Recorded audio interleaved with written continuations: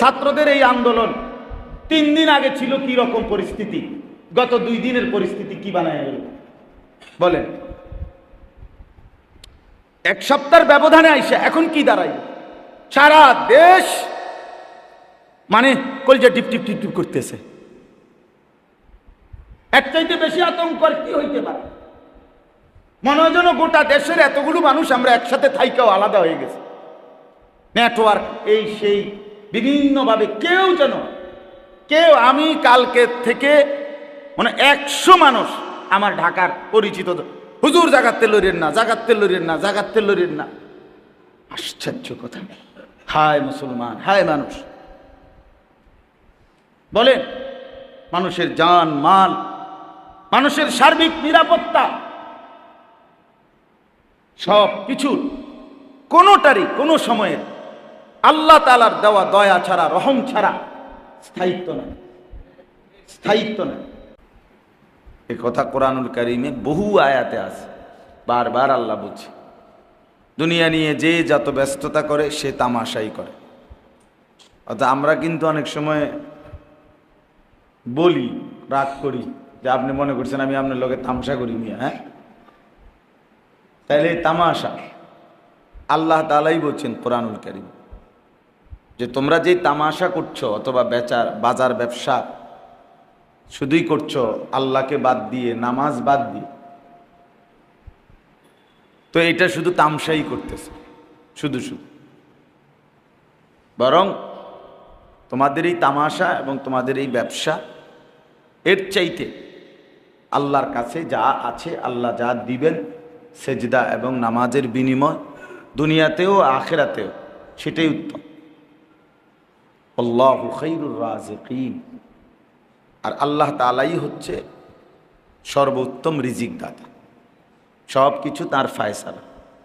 ওয়া ইম মিন শাইইন ইল্লা ইনদানা খাযাইনুহু। আল্লাহ তাআলা বলেন, এমন কোনো কিছু নাই যেটার ভান্ডার আমি আল্লাহর কাছে নাই। মানে তুমি মনে করো না আমি আল্লাহর কাছে চাল সীমিত, ডাল সীমিত, এটা ওইটা সীমিত না, কোনোটাই আমি আল্লাহর কাছে সীমিত না। আর আমার কাছে খাজাইন, অসংখ্য ভান্ডার আছে। তবে আমি একসাথে দেই না। ওমা নুনাজ্জিলুহু ইল্লা বিকাদারিম মা'লুম। আমি সব কিছুই দুনিয়াতে নাজিল করি, পাঠাই, দেই আমি আল্লাহ তাআলার সিদ্ধান্তকৃত পরিমাণ, কাদারিম মা'লুম। একসাথে আপনার আগামী 100 বছরের পেঁয়াজ পৃথিবীতে উৎপাদন হয়ে গেল, তো এটি কই থইবেন এবারে বলেন?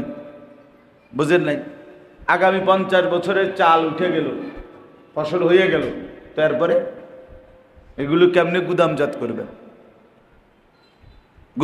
করবেন কিভাবে? একবার আমেরিকাতে আমরা বইতে পড়ছি, উর্দু বইতে, আমেরিকাতে একবার একজন দার্শনিক ঘোষণা দিছিল যে অল্প সময়ের ভিতরে ইউরোপের মধ্যে গমের, যেভাবে জনসংখ্যা বাড়তেছে, গমের খুব বেশি অভাব দেখা দিবে, মানুষ রুটি খাইতে পাবে না। একটা হিসাব দিছে যে আগামী এত বছরের ভিতরে, স্পষ্ট আমি নিজে পড়ছি। পরে ওই সময়ের আগে এত বেশি পরিমাণ গম উৎপন্ন হয়েছে যে শেষ পর্যন্ত ইউরোপের বহু দেশ তাদের সমস্ত গম গুদামজাত করার পরেও অতিরিক্তটা আগুনে পোড়াইয়া ছাই করে লেছে। মানে এটার আর থুইবার কোনো জায়গা নেই, কোনো ব্যবস্থাপনাই নেই। আল্লাহ তাআলা যেন চোখে আঙ্গুল দিয়ে দেখাই দিলেন যে বেওকুফ, তুমি জন্ম নিয়ন্ত্রণের কি আর জন্ম দেওয়ারই কি? নিয়ন্ত্রণ করার এই অধিকার তোমারে কে দিল? আর জন্ম দেওয়ার অধিকারে, জন্ম মৃত্যু সন্তান, এ তো সবই আল্লাহ তাআলার ফায়সালা। এটাকে নিয়ন্ত্রণ করার কি? এজন্য বার্থ কন্ট্রোল, জন্ম নিয়ন্ত্রণ একটা ফালতু জিনিস, একেবারেই ফালতু, একদম একটা ফালতু জিনিস। এটা সম্পূর্ণ অযৌক্তিক, অবৈজ্ঞানিক এবং আল্লাহ তাআলার নিজামের খেলাফ একটা কাজ। স্বাভাবিক, আল্লাহ তাআলা কাকে কতজন সন্তান দিবেন পৃথিবী পরিতে সব আল্লাহ তাআলার নিজামের মধ্যেই আছে। ওমা নুনাজ্জিলুহু ইল্লা বিকাদারিম মা'লুম। আল্লাহ বলেন আমি কিছুই দেই না, আমি আল্লাহর কাছে সিদ্ধান্তকৃত পরিমাণ ছাড়া, আমার একটা ফায়সালা আছে। আপনি নিয়ন্ত্রণ করে যা হয়েছে, আপনার নিয়ন্ত্রণ না করলে আপনার এর দূরে হইতো, হুদাহি ফাঁকি দেয়া মনের একটা প্রশান্তি মনে করলেন আর কি, যে আমি নিয়ন্ত্রণ, ডাক্তাররা মনোবুদ্ধিতে আমার এরকম হয়েছে। না না, সবটাই আল্লাহর ফায়সালা। ইন্না কুল্লা শাইইন খালাকনাহু বিকাদার, কোরআন শরীফে আছে। নিশ্চয়ই আমি সব কিছু সৃষ্টি করেছি, কাদার মানে পরিমাণ, এটা আমার হিসাব আছে। কতজন কি কোনটা সব কিছু আল্লাহর হিসাব আছে, এটা একদম সহজ হিসাব। ওমা কুন্না আনিল খালকি গাফিলিন। আল্লাহ বলেন আমি আমার সৃষ্টির সম্পর্কে গাফেল নই।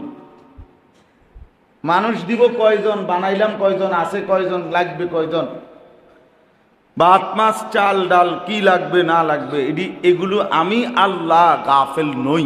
তুমি আমারে প্রেসিডেন্ট মনে করো, আমি কোনো প্রেসিডেন্ট, আমি কোনো দুনিয়ার কোনো রাজা বাদশাদের মতো না। কিছু মনে থাকে, কিছু মনে থাকে না, কিছু বুঝতে পারে, কিছু বুঝতে পারে না, ঠিক না বলেন? এটাই তো দুনিয়ার যেই কোনো শাসক। সে হয়তো ভাবছে এভাবে হবে, পরে দেখছে যে না এভাবে হয় নাই, মনে করছে এমনি হইয়া যাইব, হইছে না। কথা বুঝছেন না? তাইলে এটাই স্বাভাবিক। যে কেউই দুনিয়ার মানুষ যত বড় বুদ্ধিমানই হোক, সে পূর্ণ সিদ্ধান্ত, পূর্ণ অবস্থা, আগামীর হালাত সে জানে না। আল্লাহ তাআলা কোরআনুল কারীমের মধ্যে বলছে ওমা তাদরি নাফসুম মাযা তাকসিবু গাদান। কেহই জানে না আগামী সময়টা সে কি অর্জন করবে, কি হবে তার জিন্দেগি, সুস্থ থাকবে না অসুস্থ, জীবিত থাকবে না মৃত, কেউ জানে না। সবকিছু স্বাভাবিক থাকবে না অস্বাভাবিক হবে, কেউ জানে না। কিন্তু আল্লাহ তাআলা, আল্লাহ নিজে বলছেন আয়াতুল কুরসির মধ্যে ইয়ালামু মা বাইনা আইদিহিম ওয়া মা খালফা। পেছনের যা তাও আল্লাহ পুরা জানেন, সামনের যা তাও আল্লাহ কি পুরা জানেন। ওয়ালা ইউহিতুনা বিশাইইম মিন ইলমি। আল্লাহর জ্ঞান, আল্লাহর ইলম, আল্লাহর জানা থেকে এক কিছু বাদ নাই, সব কিছু আল্লাহর বেষ্টনীর মধ্যে। এই কারণে এটা মনে রাখতে হবে, আল্লাহ তাআলা সব কিছুই আল্লাহ তাআলার নিজামের মধ্যে। ওমা মিন দাব্বাতিন ফিল আরদি ইল্লা আলাল্লাহি রিজকুহা। আল্লাহ তাআলা বলেন যত কিছু জমিনে বিচরণ করছে সব কিছুর রিজিকের জিম্মাদারি, দায়িত্ব আমি আল্লাহর কাঁধে, আমি তুলে নিলাম। ওয়া ইয়ালামু মুস্তাকাররাহা ওয়া মুস্তাউদাআহা। এবং আমার কোন সৃষ্টি বর্তমানে কোথায় অবস্থান করছে, হায়াত থাকাকালীন করবে, এটাও আমি জানি। শেষ পর্যন্ত তাকে দাফন করা হবে কোথায়, এটাও আমি জানি। কুল্লুম ফি কিতাবিম মুবিন। সব কিছু সুস্পষ্ট কিতাবের মধ্যে লেখা আছে, আল্লাহর ফায়সালার মধ্যে লেখা আছে, তাকদীরের মধ্যে লেখা আছে। তাহলে এই জন্য আল্লাহ তাআলার সৃষ্টির মধ্যে কোনো কিছুই হিসাবের বাহিরে নাই, হিসাবের বাহিরে নেই। হ্যাঁ, এটা জরুরি বিষয়। আল্লাহ তাআলা রিজিক বরাদ্দ সব কিছু, সুস্থতা অসুস্থতা, হায়াত মৌত, খাদ্য পানীয়, আয় উপার্জন, এটা আল্লাহ তাআলার নির্ধারণ করা। আর রিজকু মাকসুম। নবী সাল্লাল্লাহু আলাইহি ওয়াসাল্লাম বলেন রিজিক বন্টন করা হয়েছে, একেবারে বন্টন করা। নবী সাল্লাল্লাহু আলাইহি ওয়াসাল্লাম বলেন ইন্নার রিজকা লা ইয়াতলুবুল আবদা কামা ইয়াতলুবু আজাল। কোনো মানুষের মৃত্যু যেমন তাকে তালাশ করে নেয়, রিজিকও তাকে এভাবেই তালাশ করে নেয়। মানে মৃত্যু আসবে আপনার কাছে পৌঁছতে আপনারা জানাইতেও হয় না, আর আপনি গোপনে করলেও, আড়ালে থাকলেও সে আপনাকে চিনতে ভুল করে না। মালাকুল মউত চিনতে ভুল করে? আইসিইউ থেকেই নিয়ে আসে। আইসিইউতে তো সবাই ঢুকতে দেয় না, তো আজরাইল ঢুকে কেমনে? নির্ধারিত পাস ছাড়া, কার্ড ছাড়া আইসিইউ রুমে সবাই ঢুকতে দেয়। আইসিইউ রুমে ঢুকতে হইলেও আবার আলাদা একটা অ্যাফ্রন, পোশাক, পাতলা, এগুলো গাও দিতে হয়, জামার মতো টুপি, আবার এগুলো লাগাইয়া এরপরে আপনার আইসিইউ রুমে একেবারে সামান্য সময়ের জন্য নির্দিষ্ট কাউকে হয়তো অনুমতি দেয়। তো আজরাইল ঢুকে কেমন? আজরাইল মালাকুল মউত কিভাবে ঢুকে? তাহলে ঠিক মৃত্যু যেভাবে নিজেই তালাশ করে নেয়, রিজিকও এভাবে তালাশ করেন। আল্লাহ নবী সাল্লাল্লাহু আলাইহি ওয়াসাল্লাম বলেন, ওয়াল্লাহি লান তামুতা নাফসান হাত্তা তাস্তাকমিলা রিজকাহা। আল্লাহর কসম, কোনো প্রাণ, কোনো আত্মা মৃত্যুবরণ করবে না যতক্ষণ না তার জন্য বরাদ্দকৃত রিজিক সে পূর্ণ না করবে। তার রিজিক তাকে বক্ষণ করেই তাকে হায়াত শেষ করতে হবে। এই যে আল্লাহ তাআলার কথা, কতভাবে এটা বলছেন আল্লাহ কোরআন হাদিসে। আল্লাহ বলছেন, নবী সাল্লাল্লাহু আলাইহি ওয়াসাল্লাম তিনিও বলছেন। এই জন্য বললাম আর কি কথাটা প্রসঙ্গে, যে আল্লাহু খায়রুর রাজিকিন, আল্লাহ তাআলা সর্বোত্তম রিজিক দান। আল্লাহ বলেন, আমি যা দেব তাই সঠিক, তাই যৌক্তিক, এবং তাই পাইবা তুমি। ইন্না রব্বি ইয়াবসুতুর রিজকা লিমান ইয়াশা ওয়া ইয়াকদির। নিশ্চয়ই আল্লাহ তাআলা যাকে ইচ্ছে তাকে রিজিক বাড়িয়ে দেন, যাকে ইচ্ছে কমিয়ে দেন। শুধু শুধু আমরা, একেবারেই শুধু শুধু আমিও আপনিও কাড়াকাড়ি, কামরা কামড়ি, দুনিয়া নিয়া, সম্পদ নিয়া, পদ নিয়া, পদবী নিয়া, ক্ষমতা নিয়া, এই আর কি, শুধু শুধু শুধু শুধু এই ধাক্কাধাক্কি, শুধু শুধু শেষ পর্যন্ত এটাই যে বাস্তবতা, যে আল্লাহ তাআলার যা ফায়সালা তাই বান্দা পায়, এর বেশি পায় না, এর বেশি হয় না। মানুষের সব পরিকল্পনা নিখুঁত হয় না, মানুষের সব জানাশোনা নিখুঁত হয় না, বরং আল্লাহ তাআলার ফায়সালাই চূড়ান্ত হয় এবং তার সিদ্ধান্তই সর্বত্র কার্যকর হয়। আলা লাহুল খালকু ওয়াল আমর। আল্লাহ বলেন, সর্বত্র আমারই সৃষ্টি, সর্বত্র আমারই ফায়সালা, আমারই ফায়সালা। এজন্য আমরা এটা মনে রাখা চাই, আল্লাহকে না ছাড়া। কথার প্রসঙ্গে বললাম, জুমার নামাজ না, শুধু 5 ওয়াক্ত নামাজে নিয়মিতই আমরা বলি, বারবারই বলি, আমাদের কাছে এছাড়া বলার কিছু নাইও, শুনতে না চাইলেও এটাই বলতে হবে। আমরা যারা যারা বসে বসে জুরাইতেছেন, তারা মেহেরবানি করে ছাদে চলে যান। ছাদে অনেক জায়গা আছে, রৌদ্র আছে, ভালো বাতাস আছে। হ্যাঁ, বসে বসে এখানে না জুরাইয়া ছাদে চলে যান, ছাদে ছাদে গিয়া জুরাই। খামখেয়ালির এক জিন্দিগি। মসজিদে আসলেই আধা ঘন্টা, 40 মিনিট, 50 মিনিট আল্লাহর কথা শুনবেন, এনে টেলিভিশন চাইতে দিয়ে জুরান না, গপ মারতে সময় দিয়ে জুরান না। হ্যাঁ, ভাতের থালা লইয়া ভাত কতটি যে সময় খান, সেই সময় দিয়ে জুরান না। সেই সময় দিয়ে জুরাইলে যদি কাঁড়া লাগিয়ে যায়, আর ডিসাপ দিতে গিয়ে যদি দাঁত ভাঙ্গে যায়, হ্যাঁ, এটা বদ অভ্যাস, মনে রাখবে। আল্লাহর কথা শুনতে গেলেই যার ঘুম আসে, তার কলিজার মধ্যে আল্লাহর মহব্বত নাই, আখিরাতের ভয় নাই। হ্যাঁ হ্যাঁ, রাগ হইবার কিচ্ছু নাই। এটা আমার খুলনার হজরত বলছেন, আমি নিজে শুনছি। বাংলাদেশের একজন অন্যতম বুজুর্গ তিনি, হজরত মাওলানা মুফতি নুরুল আমিন সাহেব হজরত বলছেন এই কথা।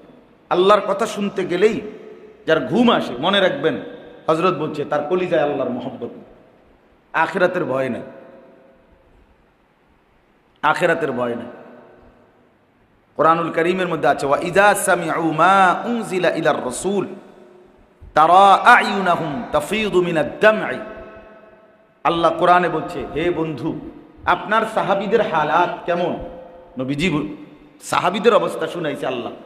আপনার সাহাবীরা এবং যখনই তাদের সামনে আমি আল্লাহর কোরআন আপনার জবান থেকে তারা শুনে, সাথে সাথে তাদের দুই চোখ থেকে অঝরে পানি ঝরতে থাকে। তারা আয়ুনাহুম তাফীদু মিনাদ দামঈ, তাদের চোখ থেকে পানি ঝরে, তারা কাঁদতে থাকে। আল্লাহু নাজ্জালা আহসানাল হাদীসি কিতাবাম মুতাশাবিহাম মাসালি তাকশাইরু মিনহু জুলুদুল লাযীনা ইয়াখশাউনা রাব্বাহুম।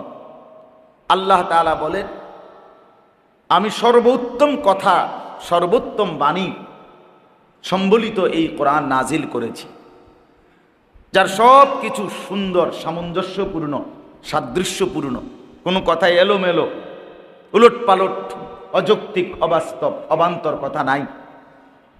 তাকশাইরু মিনহু জুলুদুল লাযীনা ইয়াখশাউনা রাব্বাহুম। আল্লাহ বলেন, যাদের অন্তরে, এই দেখেন একটা ডাইরেক্ট আয়াত, যারা আল্লাহকে ভয় করে, তাদের রবকে ভয় করে, এই কোরআন শুনলে তাদের শরীরের চামড়ার উপরের লোমগুলো কাঁপতে থাকে, দাঁড়িয়ে যায়। তাহলে কথা তো ছিল এই জন্য হযরত বলেন যে আপনার কোনো নড়াচড়াই নাই, অনুভূতি জাগে না, এরকম করে। বালিশ আনেন না কেন সাথে একটা? যাদের ঘুমানোর অভ্যাস তারা একটা সাথে বালিশ, ছোট বালিশ বানাবেন। ছোট বালিশের স্যাম্পল আমার কাছে আছে, আমার কাছে ছোট বালিশ আছে। আমি যে হজ উমরায় যখনই যাই, আমার বাসার থেকে আমার একটা বানায় দিছে পিচ্চি বালিশ, এর নাবালেক বালিশের কি বলে, ছোট্ট বালিশ। প্রয়োজনে যদি বলেন ওইটা আরেক সপ্তাহে নিয়ে আসবো, সবাই দেখার সুবিধার্থে। এই সাইজের বালিশ ছোট একটা নিয়ে আসবো, ওটা দিয়ে বইবে উঠতে লাগবেন। হ্যাঁ, শক্ত করে বললাম। যদি বলেন একটা কথার জন্য এতগুলো কথা বলতে হইলো কেন, তাহলে আর ঘুম যাইয়েন না জিদ করে, যে এত কথা শুনতাম না হুজুর, আপনার এত শরম মানুষে দেয়। আল্লাহ আমাদেরকে মাফ করে দেন। আল্লাহর কথা দিল দিয়ে শুনতে হয়, মাফ, তাইলে আমল নসিব হয়, তাইলে আমলের তৌফিক হয়। আজীবন আল্লাহর কথাকে শুধুই খামখেয়ালি মনে করলেন যে হুজুরদের বলার জন্য হুজুররা বলে যাচ্ছে আর আমি শুনবো না, মানবো না, এটাও আমার একটা জিন্দেগি, যে আমার ফয়সালা আমি যেমন আছি তেমনই, আর হুজুরের ফয়সালা হুজুরে কইতেই থাকবে। এটা কেমন হইল? কিছুটা তো আগানো উচিত, মানুষের ধীরে ধীরে আগানো উচিত, চেষ্টা করা উচিত। প্রতিনিয়ত মুমিনের উচিত নিজের ঈমান আমলকে আগে বাড়ানো। আল কাইয়িসু মান দানা নাফসাহু ওয়া আমিলা লিমা বা'দাল মাউত। নবী সাল্লাল্লাহু আলাইহি ওয়াসাল্লাম বলেন, বুদ্ধিমান সে যে নিজের হিসাব করে এবং প্রতিদিন মৃত্যু পরবর্তীর জন্য আমল করে।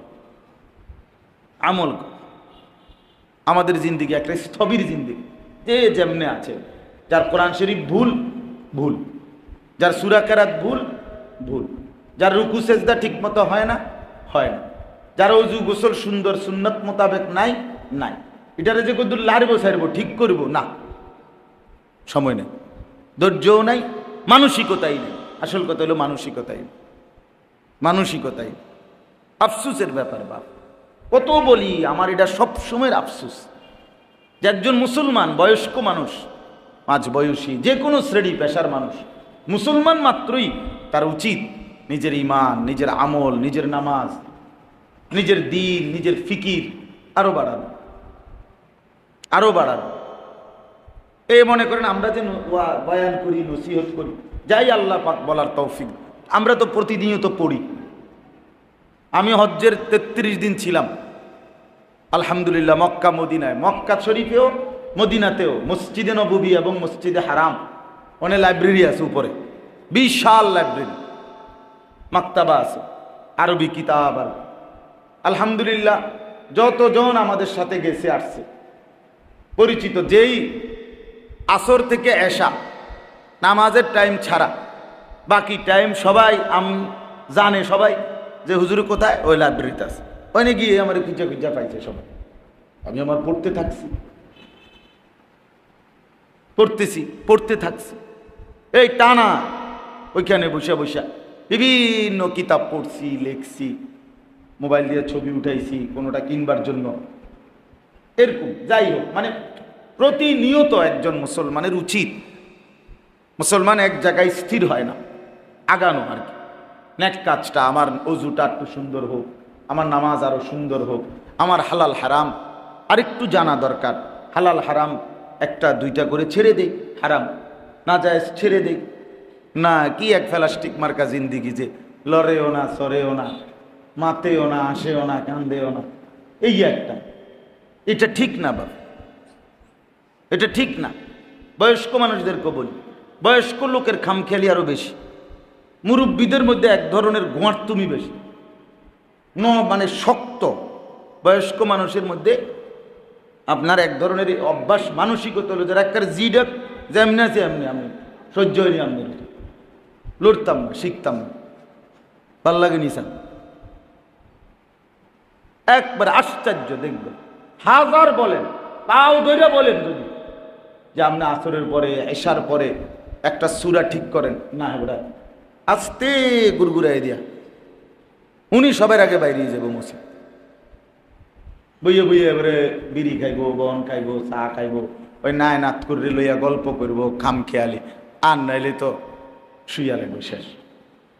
এরপরে আখেরাত বলেন, পরকাল, এই রাত, এই দিন, এই হায়াত, এই জিন্দিগি, এই আয়াতটাই আমি পড়ছি এখানে। আল্লাহ বলেন ওয়াহুয়াল্লাযী জাআলাল লাইলা ওয়ান নাহারা খিলফাতান।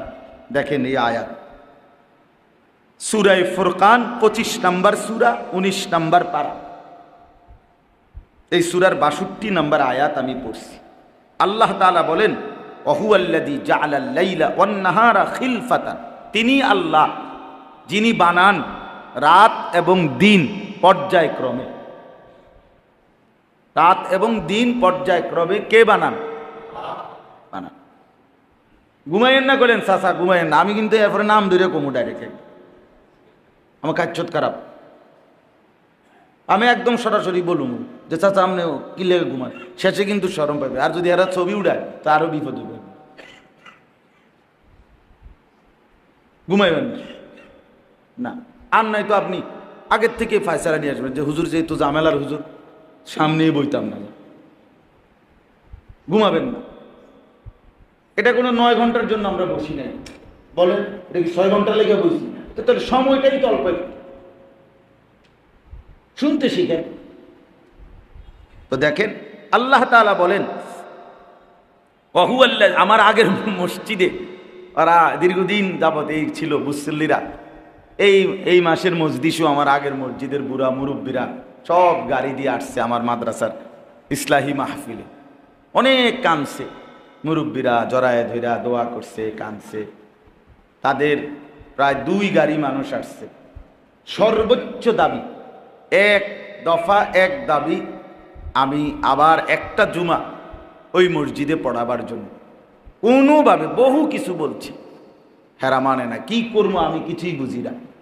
আমি আসলে একরকম রীতিমতো পেরেশানিতেই আছি এই জুমার নামাজের হিসাবটা নিয়ে। আপনার কোথায় পড়াবো, কেমনে পড়াবো, পার্মানেন্ট মিলাইতেই পারতেছি না। যাই হোক বাপ, আমার অর্থ হলো এই উদ্দেশ্য যে এই ধমক আমি মনে করছি বেটা করে আমি যেই দমকানি দমকাইছি বুড়া মুরব্বী করে, না দেখলাম যে মুরব্বীরাই বেশি আইছে আমার কাছে ওই দিন। খুব ভালো লাগছে আমার কাছে, দিলের কাছে, যে না শক্ত করে বললেও ওনারা ভাবছে যে না ঠিক, আসলেই তো অকল্যাণ কামনা করা না, কারোর সাথে ঝগড়া যে না এই সুরে মাইক পাইয়া তারে কতক্ষণ তুই এলে যাম, এমন তো কিছু না। উদ্দেশ্য একটাই, আমি আপনি জওয়ান বুড়ো সবাই মিলে আল্লাহর দিকে আগান। ওয়াসারিউ ইলা মাগফিরাতিন মির রাব্বিকুম, আল্লাহ বলছে বান্দা আমার মাগফিরাত নেওয়ার জন্য ছোট ছোট দৌড়াও, দৌড়াও বান্দা।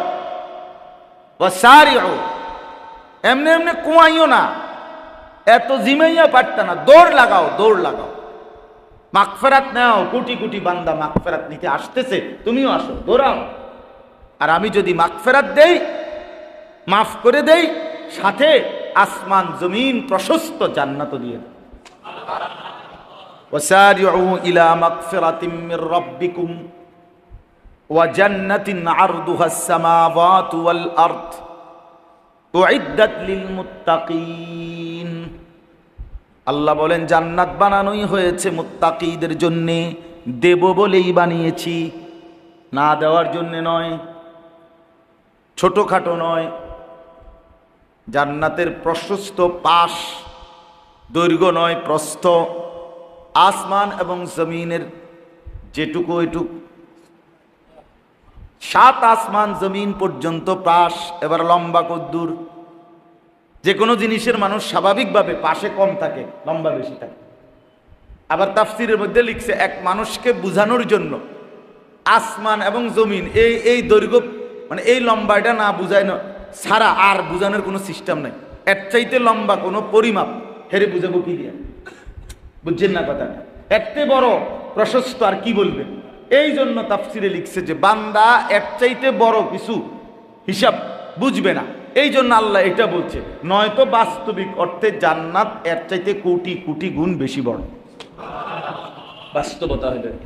কিন্তু আমি বুঝতাম না এত লম্বা করলি যে আসমান জমিন যে দূর তার থেকে আরো 1000 ফুট লম্বা বেশি। আমি এটাই তো জানি না কয় ফুট, আমি এটা 1000 ফুট বাইর করবো কেন? আলগা 1000 ফুট কেন বাইর করবেন? আপনি এটা জানেননি কয় ফুট। এই জন্য বলছে এত প্রশস্ত। আল্লাহ আমাদেরকে তৌফিক দান করেন। ওয়াহুয়াল্লাযী জাআলাল লাইলা ওয়ান নাহারা খিলফাতান। আল্লাহ বলেন তিনি আল্লাহ যিনি বানান রাত এবং দিন, আল্লাহই বানান। খিলফাতান, খিলফাতান শব্দের অর্থ হলো পর্যায়ক্রমে, বাই সিরিয়াল, বাই রোটেশন। একবার রাত একবার দিন, একবার রাত একবার দিন, একবার রাত একবার দিন, এইভাবে যে বাই সিরিয়াল প্রতিনিয়ত রাত এবং দিন আসতেছে যাইতেছে, বানাচ্ছেন আল্লাহ। কে বলেন? ইউকাল্লিবুল্লাহুল লাইলা ওয়ান নাহার। আল্লাহ বলেন আল্লাহই পরিবর্তন করে থাকেন রাত এবং দিন। প্রতিদিন বদলান আল্লাহ, প্রতি রাত বদলান আল্লাহ, আল্লাহই বদলান। লাশ-শামসু ইয়ামবাগী লাহা আন তুদরিকাল কামার ওয়ালাল লাইলু সাবিকুন নাহার। সূরা ইয়াসিনের মধ্যে আছে। আল্লাহ বলেন সূর্য কখনোই চাঁদকে ডিঙ্গাইতে পারে না, রাত কখনোই দিনকে ডিঙ্গাইতে পারে না। রাত কখনোই বলে না দিনকে একটু পরে আইসেন, সূর্য কখনোই বলে না চাঁদকে একটু পরে আইসেন, না, এটা তার সিস্টেমে নেই। প্রতিনিয়ত ওয়াকুল্লুন ফি ফালাকিন ইয়াসবাহুন, সব কিছু তার নিজ নিজ কক্ষপথে নির্ধারিত গন্তব্যে সাঁতার কাটছে, ঘুরছে ঘুরছে। তাইলে আল্লাহ তাআলা বলেন এই রাত এবং দিন পর্যায়ক্রমে আমি আনতেছি, আমি বানাই। আমি চাইলে রাতকে রাতই বানিয়ে রাখতে পারবো, আমি চাইলে দিন কিয়ামত পর্যন্ত দিনই বানিয়ে রাখতে পারবো। পারবে কিনা বলেন? কোরআন শরীফ আল্লাহ এটাও বলছে, কুল আরাআইতুম ইন জাআলাল্লাহু আলাইকুমুল লাইলা সারমাদান ইলা ইয়াউমিল কিয়ামা মান ইলাহুন গায়রুল্লাহ ইয়াতিকুম বিদিয়াইন। আল্লাহ বলে বান্দা আমি যদি রাত টেনে লম্বা করে রাত বানিয়ে রাখি, কে আছে আমি আল্লাহকে বাদ দিয়ে যে তোমাদের জন্য ভোর আনবে, আলো এনে দিবে? আল্লাহকে বাদ দিয়ে কে? জি আছে কি কেউ? কেউ নেই। তাইলে আল্লাহ বলেন রাত্র দিনের পরিবর্তন এটা আল্লাহ তাআলা করে থাকে। ইন্না ফি খালকিস সামাওয়াতি ওয়াল আরদ ওয়া ইখতিলাফিল লাইলি ওয়ান নাহার লাআয়াতিন লিউলিল আলবাব। আল্লাহ বলে যাদের বিবেক আছে, দিল আছে, দিমাগ আছে, বুদ্ধি বিবেচনা আছে, আকল ফতার আছে, তাদের জন্য এই আসমান, এই জমিন এবং এই রাত এবং এই দিন, এই উভয়ের মধ্যে আমি আল্লাহর কুদরতের নিদর্শন আছে। ভাবনার বিষয় আছে, তার ভাবনার বিষয়। সে ভাবা উচিত যে এই রাত প্রতিনিয়ত কেন আসে, প্রতিনিয়ত দিন কেন আসে, কেন রাত বদলায়, কেন দিন বদলায়, কেন সপ্তাহ আসে, কেন মাস আসে, কেন বছর আসে, কেন ঘন্টা যায়, কেন মিনিট যায়, কেন হায়াত যায়। কোথায় যায়, কোত্থেকে আসে, কে সূর্য উঠাইলেন আবার কে ডুবাইলেন, কে চাঁদ উঠালেন কে চাঁদ ডুবালেন, কে রাত এনে দিলেন কে আবার দিন এনে দিলেন। আল্লাহু আকবার। এটাও তো ভাবা, দিল দিয়ে ভাবা উচিত। হাদিসের মধ্যে আছে এক সাহাবী একদিন আকাশের তারা এবং চাঁদ রাত্রিবেলা উঠছে, উনি মরুভূমিতে একাকী দাঁড়িয়ে বললেন, আইয়ুহাল কামার, হে চাঁদ, আইয়ুহাল কাওয়াকিব, হে তারকারাজি, ইন্না লাকুম রব্বান ওয়া ইন্না লি রব্বান, একজন রব আছে, আমারও একজন রব আছে, ও রব্বি ও রব্বুকুম ওয়াহিদ, আর তোমাদের রব আর আমার রব সে একই জন। তিনি কে? এরপরে ওই সাহাবী দোয়া করছে, আল্লাহুম্মা গফিরলি, আল্লাহ আপনার সৃষ্টি নিয়ে ভাবছি, এবার আপনি আমারে মাফ করে দেন। নবীজি সাল্লাল্লাহু আলাইহি সাল্লাম পরের দিন ওহীর মাধ্যমে জেনে সাহাবীকে শুনাইছেন, গত রাত্রে তোমার বলার ঢং আল্লাহর কাছে এত পছন্দ হইছে, আল্লাহ তোমারে পুরা মাফ করে দিছে। যে ও দেখো কেমন সুন্দর করে বলছে যে তোমাদেরও রব আছে, আমারও রব আছে, তোমাদের রব আর আমার রব একই জন, একই জন।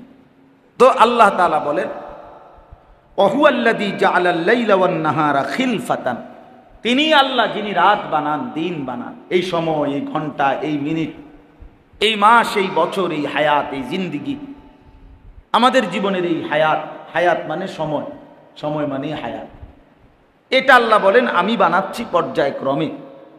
কেন? দুইটা উদ্দেশ্য, এই কথাটাই আল্লাহ এখানে বলছেন।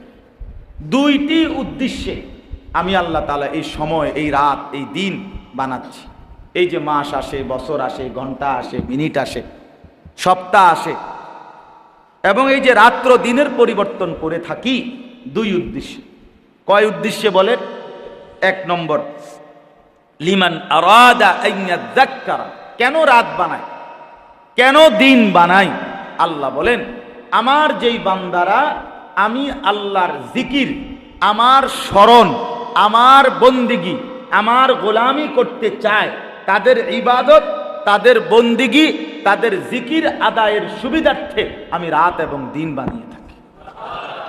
কোনো বাটপার, সিটার, সুদখোর, ঘুষখোর, হারামখোর, নেশাখোর, ফুট্টাখোর, বাবাখোর, ডাইলখোর, ইয়াবাখোর, হারামখোর, জেনাখোর, বেবিচারী, এইরকম অসভ্যের জন্য আল্লাহ রাত্র দিন বানায় নাই, গোলামির জন্য, গোলামির জন্য। লিমান আরাদা আন ইয়াযাক্কারা, যারা আমার সেজদা করতে চায়। আমি যদি রাত না বানাই, আমার বান্দা তাহাজ্জুদ পড়বে কেমনে? আমি যদি ভোর না বানাই, আমার বান্দা ফজর পড়বে কেমনে? আমি যদি দুপুর না বানাই, আমার বান্দা জোহর কিংবা জুমা পড়বে কেমনে? আমি যদি বিকেল না বানাই, আমার বান্দা আসর পড়বে কেমনে? আমি যদি সন্ধ্যা না বানাই, আমার বান্দা মাগরিব পড়বে কেমনে? আমি যদি রাত না বানাই, আমার বান্দা এশা পড়বে কেমনে?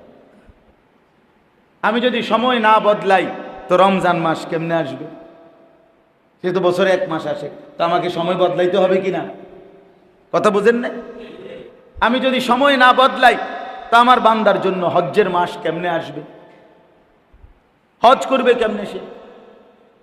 যেমন এখন হজ্জের মাস শেষ, তো এখন আবার যদি এই সময়টাকে না আগায়, তা আবার হজ্জের মাস আসবে কেমনে? না, তা আল্লাহ তাআলা বলেন এই সব উদ্দেশ্য ইবাদতের জন্য, ইবাদতের জন্য। যারা কোরআন পড়ে, যারা জিকির করে, যারা আমার বন্দেগী করে, যারা আমার গোলামি করে, তাদের জন্য আমি বদলাই, রাত দিন বানাই। আর আমাদের দুনিয়ার কিছু সম্পদশালী, হ্যাঁ, এ দুনিয়াবি কিছু পড়ালেখা কিংবা দুনিয়ার কিছু টাকা পয়সা হইয়া মাতবরেরা কথায় কথায় হুজুরদেরকে বিদ্রুপ করে, মাদ্রাসাওয়ালাদেরকে। হুজুররা কি করে, মাদ্রাসা কি করে, ওরা পড়ে কি পড়ে, কেন পড়ে? হ্যাঁ, ওদেরকে দ্বারা দেশের কি উপকার হচ্ছে, ওদেরকে দিয়া রাষ্ট্রের কি উপকার হচ্ছে? আমগো মোল্লা মুন্সিরি দিয়া কি উপকার ওই খুঁজা পায় না, টের পায় না। মাদ্রাসার তালিবে ইলম দিয়া, কোরআন সুন্নাহর পড়ালেখা দিয়া কি হয়? অসংখ্য অসংখ্য নাস্তিক মানসিকতা সম্পন্ন বুদ্ধিজীবী এই প্রশ্ন অহরহ করে, আমি নিজ কানেও শুনছি। যেখান থেকে আউটপুট কি, মাদ্রাসাগুলোর থেকে দেশের রাষ্ট্রের কল্যাণে কি আসে উনি পায় না, ওরা বুঝে না, ওরা জানে না, ওরা জানে না। অথচ এখানে স্পষ্ট বোঝা গেল এটা শুধু বাংলাদেশ না, শুধু এই রাষ্ট্র না, শুধু এইটুকু সীমানার এই দেশ না, এই গোটা কায়নাতের যেই মৌলিক সূর্য চন্দ্র রাত দিন এই সময়, এই সবটাই এই জিকির, এই তেলাওয়াত, এই কোরআন সুন্নাহর চর্চা, এই নামাজের সেজদা, এই বন্দিগি যারা করছে তাদের বরকতেই এই পৃথিবীর এই পর্যায়ক্রম, রাত্র দিনের এই আবর্তন আল্লাহর দয়ায় হচ্ছে। এই মোল্লা মুন্সির উসিলায়, নামাজি মানুষগুলোর উসিলায়, সেজদাওয়ালা কোরআনওয়ালা এদের উসিলায় বাকিরা খাইতেছে, এদের বরকতে, এদের বরকত। শুধু বাটপার চিটার হইলে, শুধু দুর্নীতিবাজ অন্যায়কারী হইলে পৃথিবী এতদিনে সূর্য উঠতো না, চাঁদও উঠতো না, বহুত আগেই পৃথিবী শেষ হয়ে যেত, আসমান জমিন শেষ হয়ে যেত। এটাই সত্য। এই জন্য আল্লাহ তাআলা বলেন, লিমান আরাদা আন ইয়াযাক্কা, যে আমার শুকর আদায় করতে চায়, আরে জিকির করতে চায়, আমার গোলামি করতে চায়, তাদের জন্য না। কোন নাফরমান পাপী রাতভর গান বাজাবে, বাদ্য বাজাবে, তোমার জন্য রাত দেয় নাই মানে। কোন নারী জেনা করবে, ব্যভিচার করবে, নাচবে গাইবে, পর পুরুষের সাথে অবৈধ সম্পর্ক করবে, ওই হারামির জন্য, ওই নিকৃষ্ট নির্লজ্জা বেহায়ার জন্য রাত আসে নাই। সে জুলুম করছে, সে আল্লাহর নিজামের মধ্যে জুলুম করছে। যে মনে রাখতে হবে, আল্লাহ তাআলা আনুগত্য, আল্লাহর স্মরণ, আল্লাহর জিকির, আল্লাহর বন্দিগির জন্য রাত দিচ্ছেন, দিন দিচ্ছেন। তাহলে অতএব আল্লাহর দেওয়া রাতে এবং দিনে ঘুমও গেলেন, কামাইও করলেন, ব্যবসাও করলেন, চাকরিও করলেন, রোজগারিও করলেন, সব কিছু করার সুযোগ পেলেন। অথচ যেই উদ্দেশ্যে রাত্র দিন সময়, সেই ইবাদত, সেই বন্দিগি, সেই নামাজ কেন পড়তে পারলেন? বলেন মুসলমান বাবা, আপনারা বলেন। এ কি সুন্দরে 12:30 বাজেই জুমার নামাজের জন্য এত সুন্দরে বসে রইলেন, এতক্ষণ বসতে পারলেন, তো জোহরের নামাজের 12 রাকাতের জন্য, 10 রাকাতের জন্য আরো তো কম সময় লাগে, 10 মিনিট 15-20 মিনিটের ভিতরেই, সেই সময় নামাজে আসেন না কেন? বলেন। ফজরের নামাজের 4 রাকাত পড়তে তো সর্বোচ্চ 10 মিনিট লাগে, ওই সময় আসেন না কেন? আসর নামাজ 4 রাকাত ফরজ পড়তে তো 5-6 মিনিট লাগে, ওই সময় আসেন না কেন? মাগরিবের নামাজের 5 রাকাত পড়তে তো 10-12 মিনিটের বেশি লাগে না, ওই সময় নামাজ পড়েন না কেন? বলেন এই বেহায়ারা, বলেন যারা নামাজ পড়েন না, বলেন ওই নির্লজ্জ মানুষরা, বলেন যারা 5 ওয়াক্ত নামাজ পড়েন না, আপনি তো বেহায়া, বেশরম বেটা, নির্লজ্জ বেটা, তুমি বেটা, বেহায়া বেটা, তুমি বেটা, ফালতু মানুষ বেটা, তুমি বেটা, ফালতু লোক বেটা, বেনামাজি ফালতু বেটা। ফালতু দুইটা শব্দ শুদ্ধ বললেই ভদ্রলোক হয় না, ভদ্রলোক হয় না। 2 লাইন ইংরেজি বললেই ভদ্রলোক হয় না। ইংরেজি একটি ভাষা, আরবি একটি ভাষা, বাংলা একটি ভাষা, সবটাই রবের পক্ষ থেকে সিদ্ধান্ত। ইংরেজি আলাদা কিছু, এমন কিছু না। এই জন্য দয়া করে ইনসাফের সাথে ভাবেন, কেন 5 ওয়াক্ত নামাজ পড়বেন? শুক্রবারে এতক্ষণ বসে রইলেন কেন? বলেন মিয়া, শুধু শুক্রবারে জুমার নামাজ আল্লাহ ফরজ করেছেন, তো বাকি 5 ওয়াক্ত নামাজ আল্লাহ ফরজ করেন নাই? কথা বলেন না কেন? তো তাইলে কেন পড়বেন না? আল্লাহ তো বলছেন, আমি সময় প্রতিদিন শনিবার বানাই, রবিবার বানাই, সোমবার বানাই, মঙ্গলবার বানাই, বুধবার বানাই, সেজদার জন্য, জিকিরের জন্য, গোলামির জন্য, বন্দিগির জন্য। শুধু দুনিয়া দুনিয়া করে মিয়া সমাধান হয় না, মিয়া সমাধান হয় না। সারাক্ষণ দুনিয়া নিয়ে ব্যস্ত হইতে নাই বা, দুনিয়া মিনিটের মধ্যে দৃশ্যপট বদলে যায়, এই সুখ এই বেদনা হয়ে যায়, এই আনন্দ এই বিষাদ হয়ে যায়, এই ফুর্তি আবার এই দুঃখ হয়ে যায়। সব কিছু কারো জন্য, দেশ বলেন, জাতি বলেন, রাজনীতি বলেন, রাষ্ট্র বলেন, ক্ষমতা বলেন, শাসক বলেন, একেবারে প্রেসিডেন্ট বলেন, কারো সুখ স্থায়ী না, কারো স্বস্তি স্থায়ী না। ঠিক কিনা বলেন না? ছাত্রদের এই আন্দোলন 3 দিন আগে ছিল কি রকম পরিস্থিতি, গত 2 দিনের পরিস্থিতি কি বানায় গেল বলেন? 1 সপ্তাহের ব্যবধানে আইসা এখন কি দাঁড়াই? সারা দেশ মানে কলজা টিপ টিপ টিপ টিপ করতেছে। এর চাইতে বেশি আতঙ্ক আর কি হইতে পারে? মনে হয় যেন গোটা দেশের এতগুলো মানুষ আমরা একসাথে থাইকাও আলাদা হয়ে গেছে। নেটওয়ার্ক, এই সেই বিভিন্নভাবে কেউ আমি কালকে থেকে মানে 100 মানুষ আমার ঢাকার পরিচিত, হুজুর জাগাতে লড়েন না। আশ্চর্য কথা! হায় মুসলমান, হায় মানুষ! বলেন, মানুষের জান মাল, মানুষের সার্বিক নিরাপত্তা, সব কিছুর কোনোটারই কোনো সময়ের আল্লাহ তাআলার দেওয়া দয়া ছাড়া, রহম ছাড়া স্থায়িত্ব নাই। ক্ষমতারও স্থায়িত্ব নাই, দেশের জাতির, আমাদের জান মাল, ব্যক্তি বলেন আর রাষ্ট্র বলেন, আমি বলেন আর রাষ্ট্রের সর্বোচ্চ ব্যক্তি বলেন, আল্লাহর দয়া ছাড়া কারোই জান মাল স্বাভাবিকতার কোনো নিরাপত্তা গ্যারান্টি আপনার আমার কারো কাছে নাই, কোনো বাহিনীর হাতেই নাই, ব্যাংকের টাকার উপরে ভরসা নাই, রাষ্ট্রের কোনো প্রশাসন, মনে করেন সবাই যেই কোনো মুহূর্তে পৃথিবীর যেই কোনো হালাত, দেশের যেই কোনো অবস্থা এই যে এলোমেলো হয়, তাইলে আমরা যদি আল্লাহর দিকে ফিরে না থাকি, আল্লাহর সাথে, রবের সাথেই যদি আমাদের সম্পর্ক না থাকে, আমাদের আল্লাহর সাথেই যদি আমাদের সম্পর্ক না থাকে, সবচেয়ে নিরাপদ বাঁধন, মজবুত বাঁধন, সবচেয়ে একবারে দৃঢ় বন্ধন, বাস্তবিক অর্থে দুনিয়ার কোনো দল, দুনিয়ার কোনো ব্যবসা, দুনিয়ার কোনো কামাই রোজগার, দুনিয়ার কোনো সন্তান, দুনিয়ার কোনো চাকরি, কোনো কিছুর উপরে আপনি একেবারে মজবুত আস্থা রাখতে পারেন না। দৃঢ় আস্থা একমাত্র আল্লাহর সাথে। বাস্তবতা এইটাই। ফাত্তাখিযহু ওয়াকিলা, আল্লাহ কোরআনে বলছে, আরে মিয়া আমারে ওকিল বানাও,